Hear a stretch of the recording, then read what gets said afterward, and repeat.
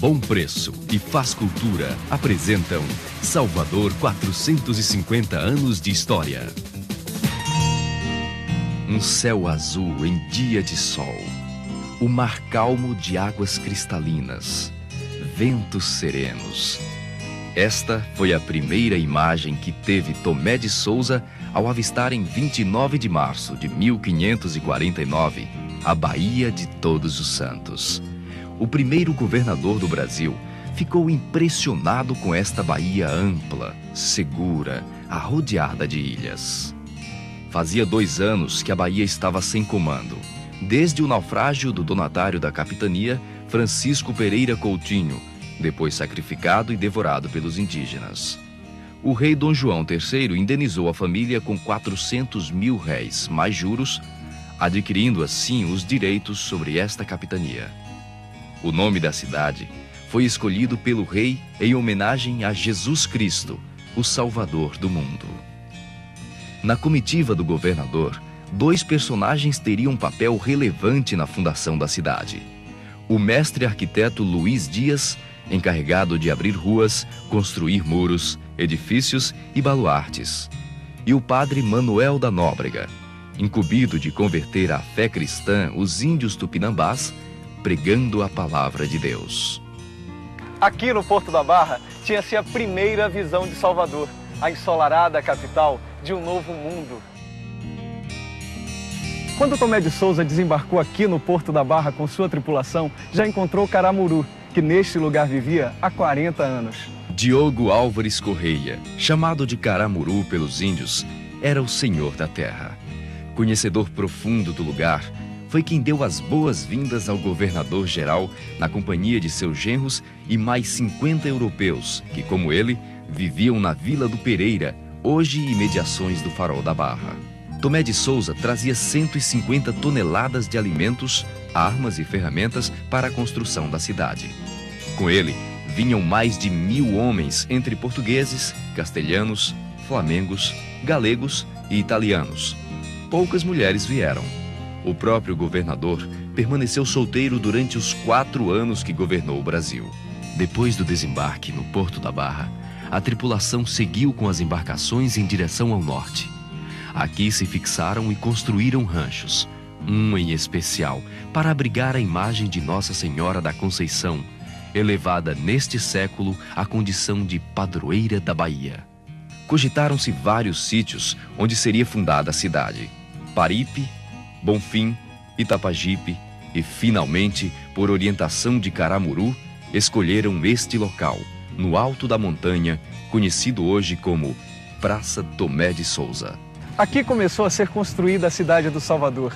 Inicialmente chamada Praça da Feira, depois Praça da Cidade, recebeu inúmeras denominações, entre as quais Praça Municipal, até chamar-se Praça Tomé de Souza, nome que conserva até hoje. O local foi escolhido por ter múltiplas vantagens. A principal delas, esta visão esplêndida da Baía de Todos os Santos, de onde poderia ser avistado o inimigo em caso de invasão. Primeiro foi construída uma cerca de segurança, mais tarde um muro de taipa, depois reforçado com estacas de madeira para evitar um eventual ataque dos índios. Fazia limite ao norte com a Porta de Santa Catarina, hoje Misericórdia, e ao sul com a Porta de Santa Luzia, hoje Praça Castro Alves. Essas portas eram protegidas por uma vala cheia de água, onde havia uma ponte levadiça. Ainda é possível ver as fendas originais na depressão do terreno. Sob a supervisão do mestre arquiteto Luiz Dias e com o apoio inclusive de mão de obra indígena, surgiram as primeiras ruas. A dos Mercadores, atualmente conhecida como Rua Chile, e hoje as denominadas Tomé de Souza, Padre Vieira, Rui Barbosa, Tira Chapéu, Vigílio Damásio e Rua das Vassouras. Salvador, passados 75 dias do desembarque no Porto da Barra, assumia aos poucos as feições de uma cidade.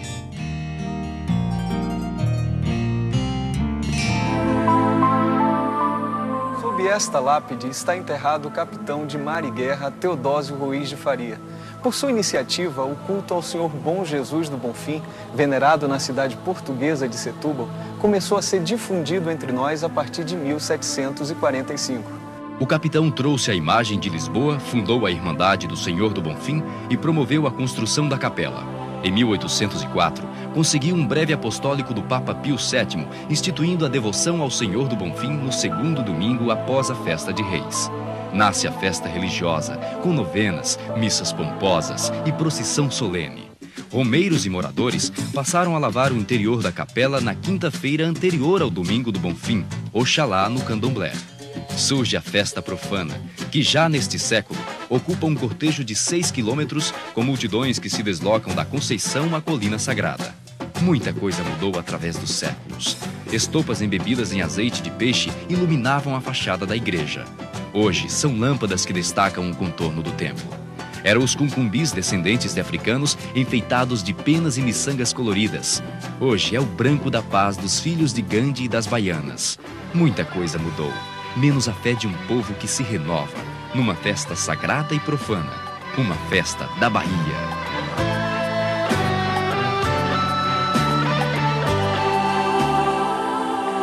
Quando Tomé de Souza aportou na Bahia, fazia 13 anos que aqui existia uma capela. Hoje é a igreja de Nossa Senhora da Graça, mandada construir por Catarina Paraguaçu, que aqui está enterrada. Em 1535, próximo a Boipeba, Caramuru socorreu alguns náufragos de uma nau espanhola. Conta a lenda que Catarina teria sonhado com essa imagem, achada na cabana de um índio perto do lugar do naufrágio.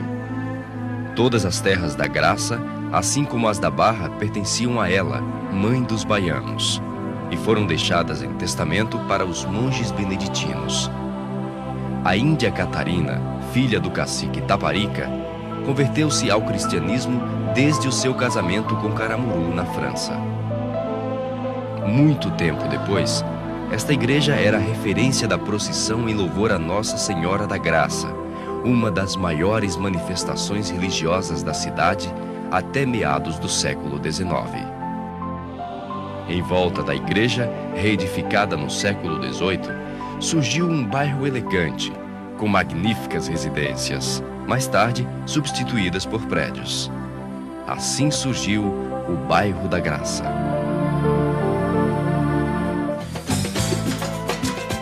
Nesta praça foi concluída a instalação da cidade do Salvador, com a construção de edifícios públicos e cerca de 100 casas particulares. Também foram abertos caminhos ao norte, ao sul e em direção ao porto, para a comunicação com os índios que viviam com Caramuru ou com os jesuítas. 2 caminhos ao norte seguiam em direção à Cidade Baixa. Um pelas ladeiras chamadas hoje de Misericórdia e Pau da Bandeira. Outro mais longo, em direção ao Carmo, passando pela aldeia dos jesuítas, na altura do Terreiro de Jesus. Seguindo para o porto, caminhos que passaram por mudanças topográficas se transformaram nas ladeiras da Conceição e da Preguiça. O maior de todos rumava para o sul, passando por lugares hoje conhecidos como Avenida 7, Vitória, Ladeira da Barra, até as imediações do Farol, onde ficava a Vila do Pereira. Alguns desses caminhos primitivos trouxeram tragédia e dor à população ao expor a fragilidade da encosta. Desde o século XVII até o presente, deslizamentos de terra castigaram as ladeiras da Misericórdia, Montanha e Conceição. Muralhas foram construídas e, por esse motivo, foi até aprovada a mudança do centro administrativo para Itapajipe, nunca efetivada por falta de recursos.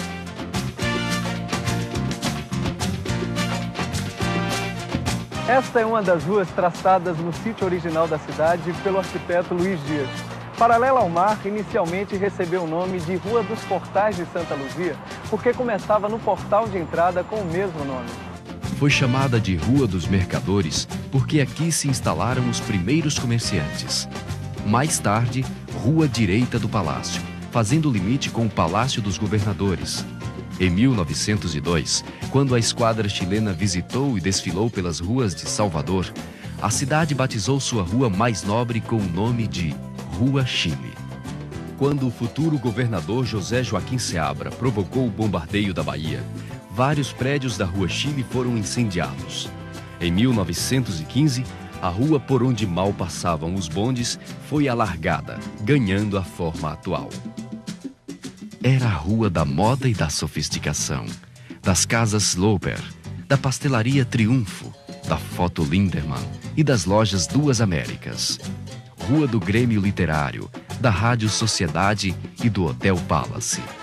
Rua Chile dos grandes acontecimentos, das moças bonitas e dos cavalheiros elegantes. Rua da Paquera, jamais esquecida por nossos pais e avós. Os europeus se encantaram na Bahia com a alegria e as danças dos filhos da terra. Surge o intrudo, marcando o início da quaresma. Guerras de farinha e banhos de água aconteciam do domingo até a véspera da quarta-feira de cinzas. Proibido pela polícia, no seu lugar nasce o carnaval. Bailes no Politeama e no Teatro São João. Desfiles alegóricos destacam o Fantoches da Euterpe, Inocentes em Progresso, Cruz Vermelha e Mercadores de Bagdá. Pranchas de bonde eram alugadas para o desfile. Surgem os afro e afoxés. Dodô e Osmar lançam sua fobica elétrica. Depois, os trios elétricos que mudaram as feições do carnaval. Chegam os blocos de índios e percussão. O carnaval se organiza, os artistas da terra chegam junto, surgem símbolos da festa. O carnaval da Bahia ganha a admiração do mundo.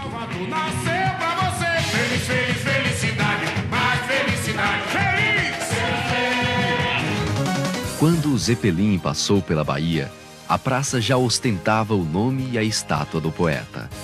Ao fundo, podia-se ver o então imponente edifício da Secretaria da Agricultura, Indústria, Comércio e Obras Públicas. Hoje, Palácio dos Esportes. Aqui ficava o limite sul da cidade. Havia um baluarte de defesa e uma capela e devoção a Santa Luzia, demolida ainda no século de fundação da cidade. Também existia um pelourinho para castigar escravos e comerciantes desonestos. Em 1806, a fortaleza foi derrubada para ser construído o Teatro São João, em homenagem ao príncipe regente. A obra foi concluída anos depois pelo Conde dos Arcos. Palco de óperas, vaudevilles e recitais, o teatro enobrecia a vida cultural soteropolitana. Nele, o poeta Castro Alves viveria dias de glória. O Teatro São João virou sala cinematográfica. Depois, foi se degradando com o tempo.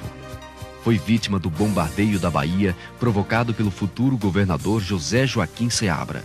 Em 1923, acabou sendo totalmente destruído por um incêndio. São histórias de uma praça que eternamente é do povo, sob as bênçãos do poeta.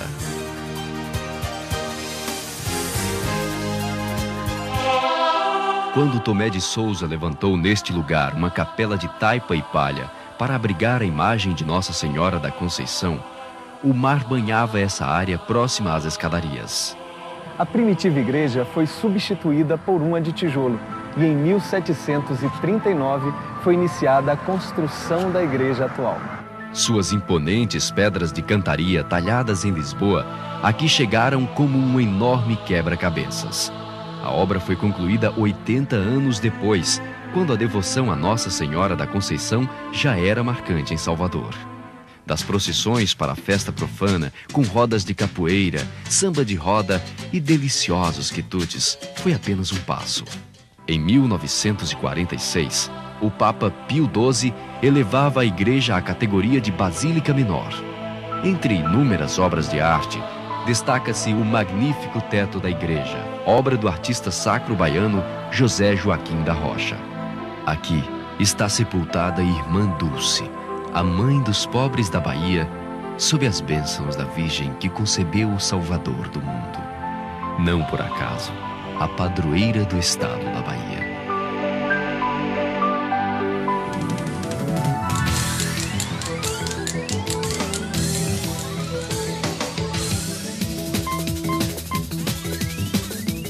Bom Preço e Faz Cultura apresentam Salvador 450 anos de história.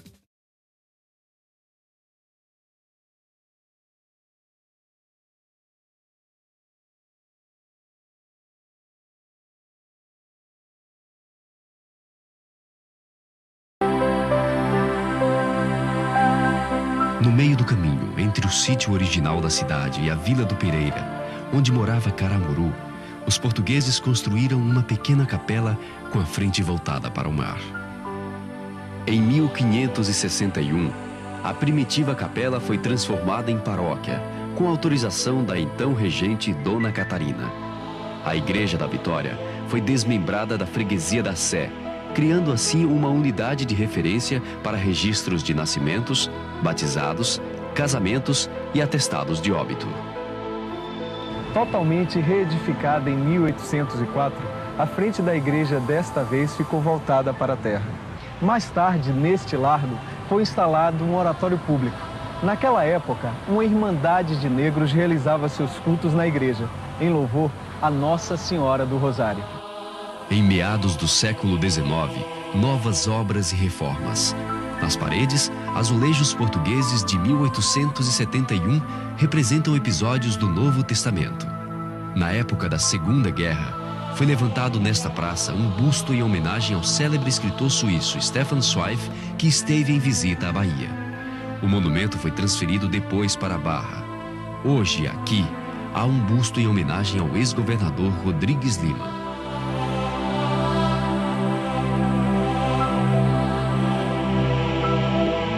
Em nome do progresso, da especulação imobiliária e de interesses comerciais, Salvador perdeu alguns monumentos, mas causou maior indignação aos baianos a demolição da Igreja da Sé, antes edificada sobre estes alicerces. Foi uma das raras igrejas da América com características do Renascimento. Construída no fim do século XVI, substituiu a velha Sé levantada por Tomé de Souza, onde hoje é a Igreja da Ajuda. No seu púlpito, soava a voz firme e serena do padre Antônio Vieira. Desde a construção da Avenida 7, em 1912, donos das linhas de bonde desejavam derrubar a igreja. Os baianos resistiram por 20 anos, mas a imprensa, as autoridades e lideranças eclesiásticas se empenhavam em colocar abaixo o templo em nome do progresso da cidade. O regime implantado com a Revolução de 30 calou o povo. Um acordo e uma permuta com o convento da Palma selaram o destino da velha igreja. Em 1933, os baianos, pasmos, assistiram à derrubada de um dos maiores símbolos de sua história.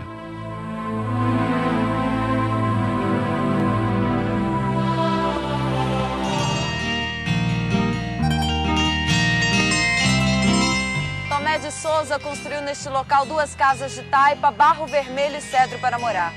Mais tarde, Mendes Sá levantou uma torre para apreciar as naus que se aproximavam da Bahia.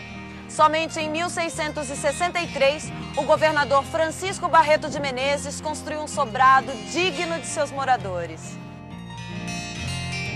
Depois de incorporar casas e terrenos vizinhos, o palácio já apresentava 3 faces com 21 janelas, semelhante ao prédio atual. Em 1890, foi demolido para a construção do novo edifício, inaugurado 10 anos depois pelo conselheiro Luiz Viana. Somente no século XX, o palácio ganhou a imponência de edifícios públicos e particulares que se destacavam na cidade. Mesmo assim, alguns governadores optaram por morar em outros lugares, como no sobrado de Cerqueira Lima, hoje Museu de Arte da Bahia. Repartições funcionaram neste palácio, como a biblioteca pública, com coleções de jornais antigos e livros raros. Tudo destruído pelo incêndio de 1912, quando o general Sotero de Menezes, aquartelado no Forte de São Marcelo, iniciava o bombardeio da Bahia. O bombardeio da Bahia em 1912 inutilizou por um tempo o palácio original dos governadores. A residência oficial foi transferida para este outro palácio, adquirido pelo governo dos herdeiros de Miguel Francisco de Moraes, proprietário de uma usina de açúcar em Aratu. José Joaquim Seabra foi o primeiro governador a residir no edifício, então chamado de Palácio da Aclamação, mesmo nome da praça onde foi proclamada a República na Bahia. Durante 5 anos, o palácio foi ampliado, ocupando inclusive parte da área do passeio público, impondo então o seu estilo renascença italiano. Foi palco de festas memoráveis, banquetes e recepções. Impressionava os visitantes pela suntuosidade de seu espaço interno, e pela opulência e bom gosto de seus jardins.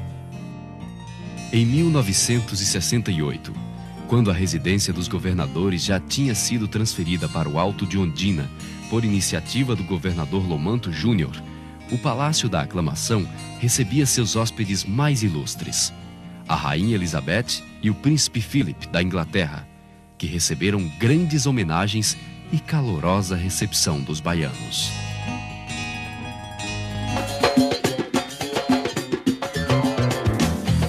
A falta da mão de obra branca, inclusive em terras portuguesas, além da resistência dos índios em trabalhar na lavoura por considerar uma atividade exclusiva das mulheres, favoreceu o tráfico de escravos ainda no século da fundação de Salvador. Trazidos em condições subhumanas, grande parte dos escravos morria nos porões no percurso entre a África e a Bahia. Depois de um século e meio, metade da população da cidade era composta de negros, que trabalhavam nas plantações de cana. É deles a construção de suas ruas e sobrados, suas igrejas, além de muitos edifícios públicos. Uns transportavam nobres e comerciantes, outros serviam ao exército, embora afastados dos militares brancos. Negras enfeitadas com adereços finos, vendiam doces e bijuterias a serviço dos patrões. Amas de leite amamentavam seus filhos sem pai e os filhos brancos de famílias ricas. Este sobrado na Vitória é símbolo de uma triste página da história baiana. Pertenceu ao maior traficante de escravos da cidade. Em mais de 3 séculos de escravidão, o negro entregou seu corpo, mas preservou sua alma através da cultura e da religiosidade de seu povo. Por muitos anos, a compra e venda de negros e a recompensa pela captura de escravos fujões foi assunto dos jornais de Salvador. A partir de 1850, com o fim do tráfico, e 1871, com a lei do ventre livre, esta prática diminuiu. Mas nem por isso a repressão ao negro deixou de existir. Com a abolição da escravatura pela princesa Isabel, o negro passou a viver em absoluta pobreza. Mesmo assim, preservou a sua cultura como fazia antes nas senzalas. A repressão das autoridades não impediu o culto aos orixás, o sincretismo religioso, a prática da capoeira e de outras manifestações de origem africana. Suas oferendas aos deuses eram depositadas nas areias brancas da Lagoa do Abaeté e nas matas seculares do Parque de São Bartolomeu. Praticavam sua devoção nos espaços reservados a eles nas igrejas e nos terreiros de candomblé. O negro preservou suas tradições e a fez prevalecer sobre as culturas indígena e lusitana.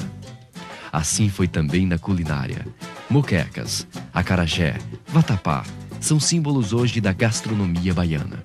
E foi do ritmo de atabaques e chequerês que nasceu a autêntica música brasileira. Esta que chega aos ouvidos como um cântico de libertação. No início da história de Salvador, o Pelourinho era apenas um caminho entre a aldeia dos jesuítas e o convento dos carmelitas, no então chamado Monte do Calvário. Neste lugar, existia um castelo murado. Vestígios dele podem ser vistos neste museu. Um dia foi colocada neste lugar uma coluna de cantaria com argolas para castigar escravos e infratores. Chamava-se Pelourinho, nome com o qual ficou conhecido este lugar, mesmo depois de desativado em 1804 o triste símbolo de poder e opressão. Foi aqui que Teresa Batista comandou a greve das meretrizes e que Quincas Berro d'Água morreu de porre. Neste Largo do Pelourinho viveram alguns personagens retratados por Jorge Amado em livros que, traduzidos em vários idiomas, ganharam o mundo. No século passado, o Pelourinho atraiu proprietários rurais e ricos comerciantes que aqui se instalaram. Depois transformou-se em área de prostituição e boemia. Abandonado por muitos anos, nesta última década foi iniciada sua completa restauração, já quase concluída. Este grande patrimônio da humanidade é onde hoje gente de todas as raças se encontra para brindar sua história. Construído sobre as ruínas de uma velha fortaleza militar, o Palácio da Associação Comercial da Bahia nasceu à beira-mar, fiel à planta original, com colunas gregas e imponente estilo neoclássico. Esta casa, inaugurada em 1817 pelo Conde dos Arcos, recepcionou o imperador Dom Pedro II quando visitou a Bahia. Foi aqui neste salão que o poeta Castro Alves fez sua última apresentação em público.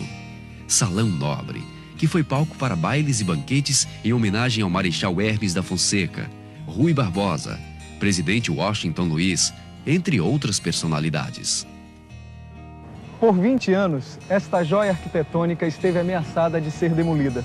A falta de recursos para indenização e um pedido do rei da Bulgária, Fernando Maximiliano, pouparam o edifício. Aqui funcionaram repartições como os Correios, os consulados da Inglaterra e da Alemanha, o Banco Econômico e até um restaurante. Em 1946, as grades da associação foram retiradas para abrir espaço para a Rua Miguel Calmon. Nela está o monumento do Riachuelo, levantado em 1874 em homenagem aos heróis da Guerra do Paraguai. Inaugurada no dia de Corpus Christi, em 13 de maio de 1549, a Câmara Municipal era de taipa e palha. Um brasão de armas com a pomba, símbolo da paz, foi instalado no local. A primitiva construção se expandiu até ganhar a feição atual por iniciativa do governador Francisco Barreto de Menezes. Um dia, no fim do século XIX, a Câmara ganhou nova fachada, movida pelos ventos reformistas da arquitetura das cidades europeias. Até que nos anos 60 deste século, o então prefeito Antônio Carlos Magalhães determinou o resgate da fachada colonial. O prédio readquiriu sua personalidade. Aqui se reuniam os vereadores, mas no piso inferior funcionavam também açougues e cadeia pública, desativados em 1836. Nem tudo foi rotina nesta casa. Durante a invasão holandesa, os trabalhos foram instalados em Santo Amaro de Ipitanga, hoje Lauro de Freitas. Na Sabinada, foram suspensas as sessões. Já nas guerras pela independência, a cavalaria proibiu o acesso ao Paço dos Vereadores, mais tarde depostos. Uma tentativa de evitar a adesão da Câmara ao movimento.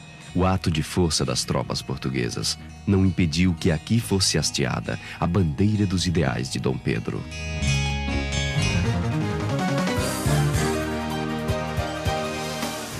9 de maio de 1624. A Armada Flamenga entra na Baía de Todos os Santos, aparentando a intenção de atacar o Forte de São Felipe em Itapajipe. Era apenas uma armadilha dos holandeses que invadiram a Bahia por aqui, no Forte de Santo Antônio, na Barra. Desembarcaram 1.500 homens, enquanto 27 embarcações disparavam contra Salvador. Os invasores encontraram pequena resistência seguindo o caminho da encosta. Acabaram se aquartelando no mosteiro de São Bento, onde permaneceram por um ano. A cidade foi evacuada. Os holandeses incendiaram uma centena de casas próximas ao mosteiro. Navios foram despachados com ouro, prata e obras de arte saqueados das igrejas, conventos e do comércio. 29 de março, data de fundação da cidade. Foi também a data da Reconquista. Em 1625, a Armada Espanhola, com 7.500 homens, iniciava a retomada. Mais tarde, no Carmo, era discutida a rendição dos holandeses. Foram embora para voltar 12 anos depois, numa tentativa frustrada do príncipe Maurício de Nassau de invadir novamente a Bahia.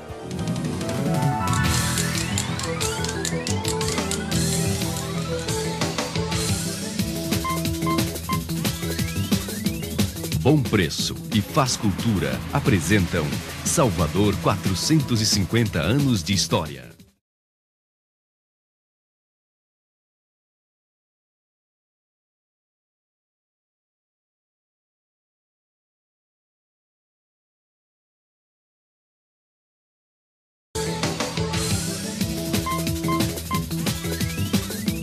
Bom Preço e Faz Cultura apresentam Salvador 450 anos de história.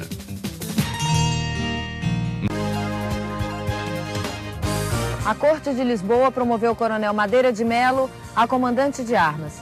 A decisão não foi bem aceita pela Câmara Municipal e pela Junta Provisória que governava a Bahia, gerando um conflito armado. De um lado as milícias portuguesas, do outro os militares baianos. Os baianos se aquartelaram no Forte de São Pedro, invadido por Madeira de Melo em 19 de fevereiro de 1822. As tropas portuguesas saquearam imagens e joias da Igreja do Rosário e seguiram fazendo o mesmo em casas e templos. No dia seguinte, na tentativa de arrombar os portões do convento da Lapa, mataram a abadesa Joana Angélica, de 60 anos de idade. Os baianos se refugiaram no Recôncavo. Se espalharam por Cachoeira, Santo Amaro, Maragogipe e São Francisco do Conde. Se organizavam para a guerra inevitável. Dos engenhos de cana-de-açúcar, conseguiram alimento e apoio financeiro. A imprensa se dividia e mobilizava a opinião pública. Em setembro de 1822, uma junta interina, composta de representantes de várias cidades, tomou posse neste prédio da Câmara de Cachoeira. Estava organizada a resistência.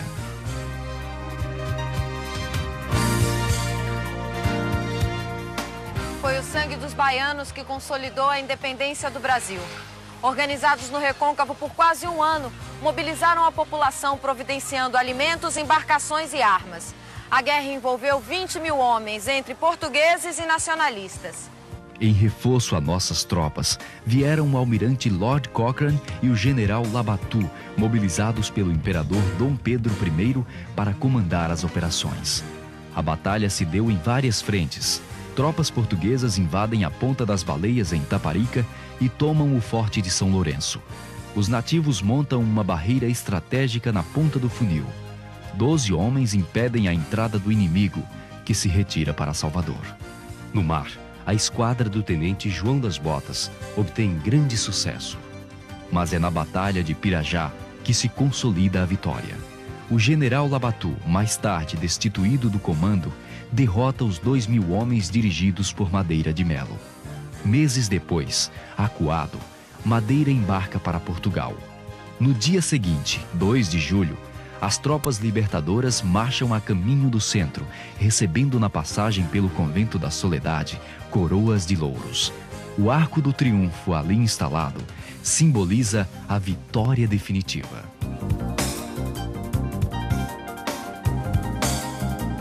Com os caminhos primitivos desenhados pelos fundadores da cidade, o Campo Grande nada mais era do que uma passagem. No alto da encosta até a Vila do Pereira, nas imediações da Barra, onde moravam caramuru e europeus com suas famílias indígenas. Com o tempo, o terreno foi aterrado. Surge neste lugar uma praça, chamada de Duque de Caxias, em homenagem ao comandante brasileiro na Guerra do Paraguai. Depois, Praça 2 de Julho, com a construção do mais imponente monumento da Bahia em louvor aos heróis da independência. Inaugurado em clima de festa em 1895, o monumento determinava um novo perfil de ocupação além dos sobrados ao redor. A praça ganhou belos jardins, gradis e magnífica iluminação que se renova a cada ano no Natal e em outras festas. Em sua volta ficavam o consulado inglês e a igreja anglicana, hoje edifício Britânia, o chalé parisiense, o Palácio da Assembleia, hoje edifício com o mesmo nome, e a Casa de Pacífico Pereira, atualmente Teatro Castro Alves. Praça que viu nascer o primeiro grande hotel do Nordeste. Campo de coração grande, a própria alma da maior festa de rua do mundo.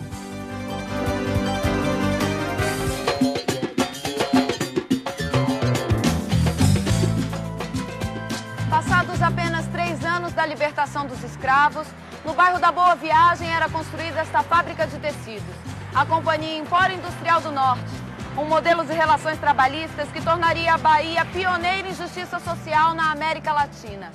Obra de Luiz Tarquínio, filho de uma lavadeira descendente de escravos. Um empreendedor que estudou por sua conta, aprendeu idiomas e fez fortuna. Construiu uma obra admirável, onde parte dos lucros eram distribuídos entre os operários, numa época onde prevalecia o capitalismo selvagem. A fábrica nasceu em local estratégico, perto do porto e da estação férrea, com mais de 1000 trabalhadores. Junto, nascia a Vila Operária, com 258 casas em 8 quarteirões. Os operários tinham água e luz pagas pela fábrica. E ainda uma escola e creche para os filhos. O bem-estar dos moradores preocupava Tarquínio, que promovia festas aos domingos nos coretos da vila. Também estimulava a prática de esportes. Anos após a morte de seu fundador, a fábrica entrava em declínio. Mas fez história com seus ideais de um modelo trabalhista. Durante muito tempo, este foi o único meio de transporte em Salvador. De início, um privilégio da tropa de abastados comerciantes e senhores de engenho. Mais tarde, o único transporte público que subia e descia as ladeiras e caminhos primitivos da cidade. Ricos e nobres faziam uso de liteiras, serpentinas e cadeirinhas de arruar, exigindo grande sacrifício da mão de obra escrava. Redes eram usadas para o transporte rural. A expansão da cidade e o alargamento das distâncias faz surgir as gôndolas de Ariane, puxadas por animais. Na segunda metade do século XIX, aparece o bonde à tração animal, com bancos em série. O cocheiro usava uma corneta de chifre para anunciar a passagem do veículo. Por onde passavam os trilhos, surgiam edifícios, valorizando o patrimônio urbano. Então surge o bonde elétrico, que aos poucos vai se sofisticando, com design moderno, bancos mais confortáveis e maior segurança. Carros e marinetes convivem com o bonde por algum tempo, até ele dar lugar aos veículos a motor e gasolina. A difícil topografia de Salvador é vencida pela tecnologia, e o sistema de transportes torna-se um patrimônio de todos. A expansão da cidade com a construção de sobrados e casas comerciais perto da praia tornou cada vez mais difícil a locomoção a pé, sobre animais ou em cadeiras de arruar. Subir e descer ladeiras era pouco confortável. Um desafio vencido pela construção de elevadores. Jesuítas e carmelitas construíram ainda na colônia os guindastes dos Padres e do Carmo para transporte de mercadorias. No fim do século XIX, foram transformados em plano inclinado Gonçalves e Pilar. Surgiram, então, os elevadores da Conceição e Taboão. O da Conceição, inaugurado em 1873, durante a festa de 8 de dezembro, foi, na época, o maior elevador do mundo. Uma obra admirável de engenharia. Era hidráulico e tinha 2 cabines. Empreendimento do rico comerciante Antônio de Lacerda, que foi à falência com a obra. A demanda de público motivou sua ampliação e modernização em 1930. Passou a ser elétrico e ganhou o nome de Lacerda, em homenagem dado pelos orixás. Uma bela vista para o mar, perto da Gamboa de Pescar e do Campo Grande, onde passavam as boiadas em direção à Fazenda Garcia. Aqui, o Conde dos Arcos construiu em 1814 um passeio público, uma espécie de jardim botânico de Salvador. O governador quis homenagear a família real, para a qual mandou construir no ano seguinte um obelisco em mármore, o mais antigo monumento da Bahia.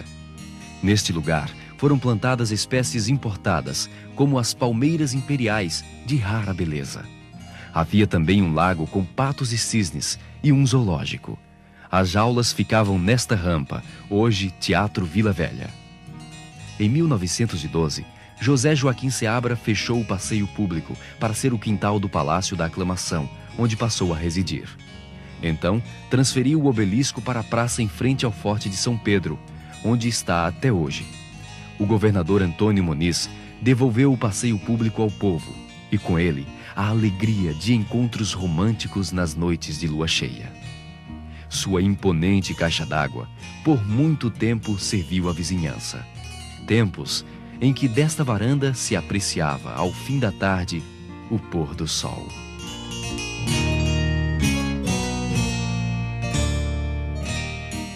Quando os capuchinhos italianos chegaram à Bahia em 1679, se fixaram neste lugar onde construíram uma pequena casa. Foram desalojados por padres franceses que então edificaram uma igreja. 33 anos depois, o rei ordenou sua restituição aos italianos, incumbidos de administrar 4 aldeias de índios. A Piedade era apenas um campo para exercícios militares. Aqui ficava a forca da cidade, onde no fim do século XVIII foram executados 4 envolvidos na Revolução dos Alfaiates. A praça recebe então o nome 13 de Maio, em homenagem à abolição. Ganha ricos sobrados, trilhos de bonde e o Senado da Câmara, instalado em um belo prédio que foi cortado ao meio quando a Avenida 7 foi ampliada. Já neste século, a Piedade ganha a Igreja de São Pedro e mais 2 ícones de nossa cultura. O Gabinete Português de Leitura, em estilo manuelino, com a estátua do poeta Luís de Camões na fachada. E o Instituto Histórico e Geográfico da Bahia. Este começou a ser construído em 1920, com doações da comunidade para ser o marco das comemorações do centenário da nossa independência.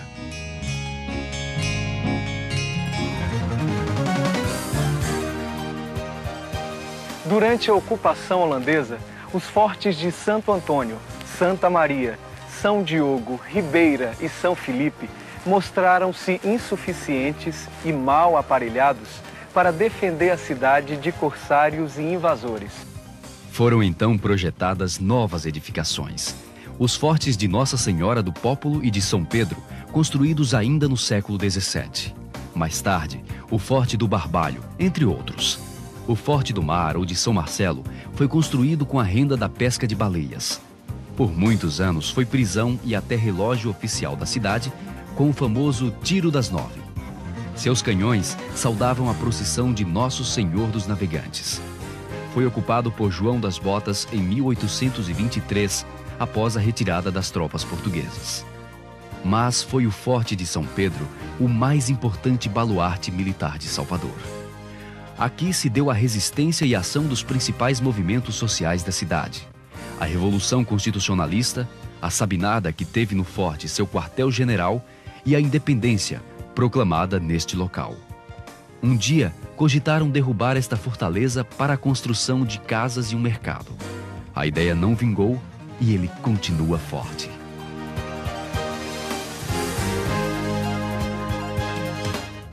Situada na extremidade norte da cidade, a Ponta de Humaitá era um dos pontos estratégicos de defesa da primitiva Salvador. Seu farol entre as pedras foi referência para as embarcações que aportavam na Bahia. Diz a lenda que aqui aparecia um ser, metade mulher, metade peixe. De frente para o mar, os beneditinos construíram a pequena igreja de Montserrat, hoje desativada. Ali perto, surgiu ainda no século de fundação da cidade, o Forte de São Felipe, que mais tarde recebeu o mesmo nome da igreja. Forte que foi ocupado pelos holandeses sob o comando do príncipe Maurício de Nassau e 2 séculos depois pelos revoltosos da Sabinada. Monumento colonial que, apesar das reformas, conserva com traços originais sua beleza e valor arquitetônico.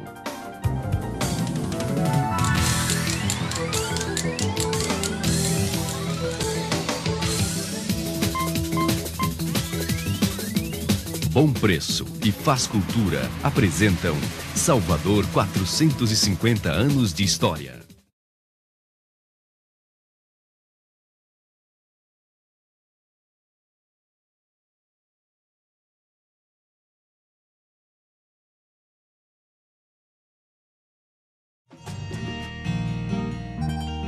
Desde os tempos do descobrimento, os baianos convivem com visitantes de outros países.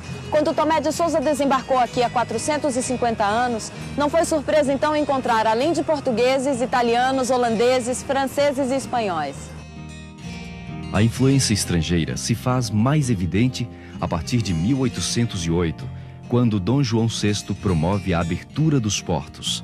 Os ingleses, então, dominam o comércio, a construção civil e serviços públicos, como a luz elétrica e o transporte em bondes.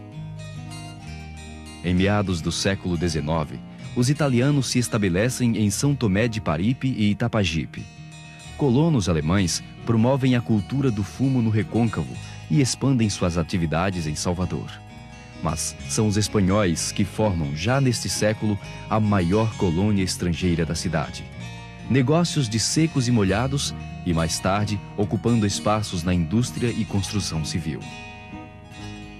Estrangeiros que aqui deixaram expressiva contribuição, como Labatut na independência da Bahia, Linderman e VG na fotografia, Jonatas Abod na ciência, o maestro Kohlerhelter e Walter Smetak na música, Carlos Otti na historiografia e Caribé e Hansen Bahia nas artes plásticas.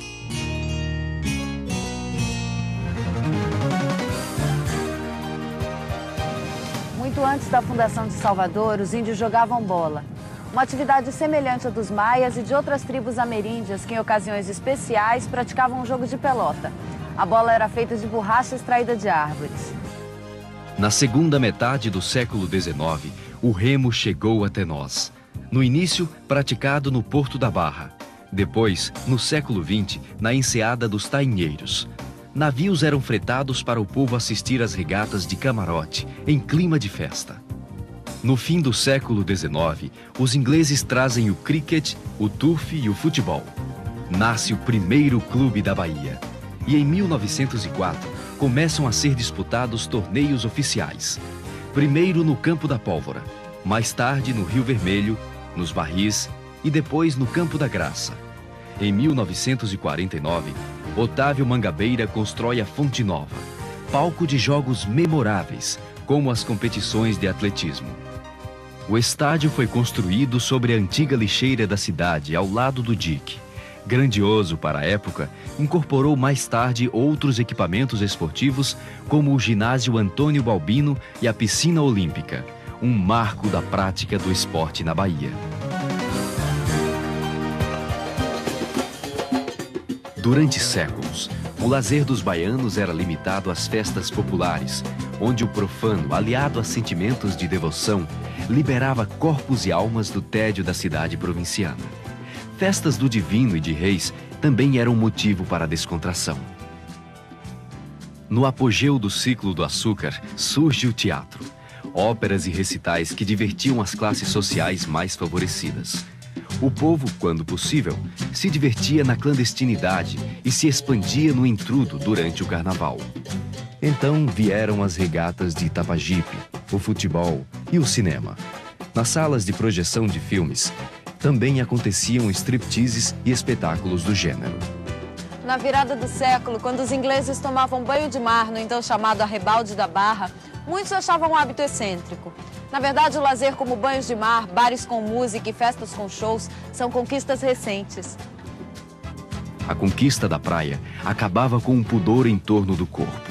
O lazer prevalecia nas festas populares. O carnaval invadia as ruas com desfiles ao estilo de Veneza, até assumir a sua própria cultura. O lazer unia ricos e pobres, jovens e adultos, em torno da alegria e descontração.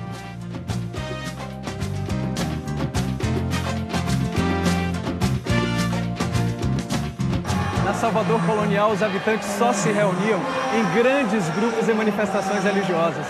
Do culto ao Senhor do Bonfim surgiu a primeira de uma série de festas populares consagradas pelo povo desde o século XVIII.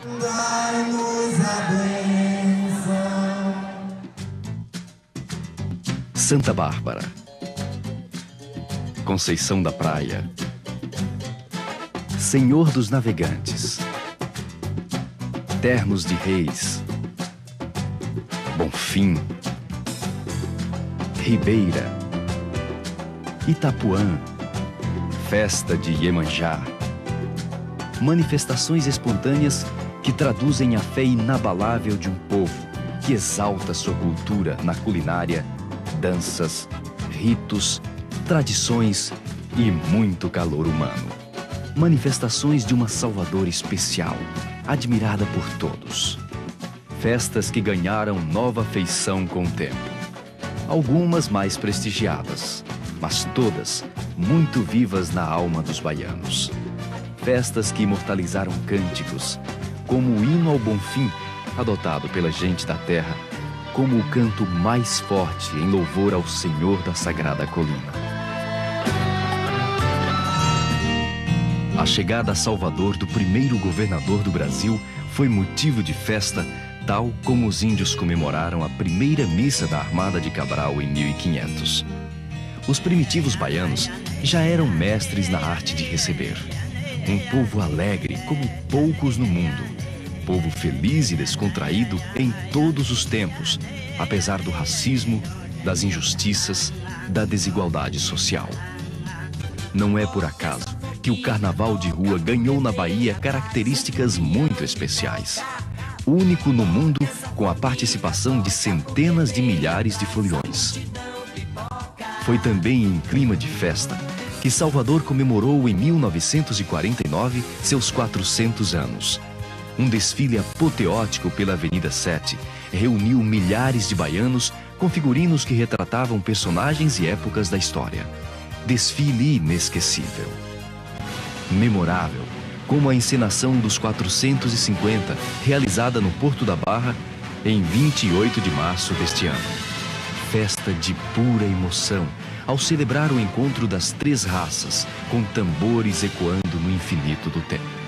Secretos desígnios da natureza, na cidade do Salvador.